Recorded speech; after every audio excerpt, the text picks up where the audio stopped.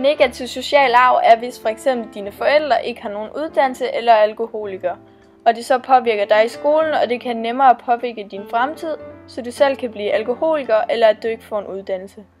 Der er også noget, der kaldes en mønsterbryder, som ikke bliver ligesom deres forældre, så de får en god uddannelse eller ikke bliver alkoholikere. Vi vil give et eksempel på, hvordan det kan være, og hvordan det kan påvirke en. Du er så grim. Du bliver aldrig til noget. Her er et eksempel på, hvordan det kan se ud, hvis han bliver ligesom sine forældre.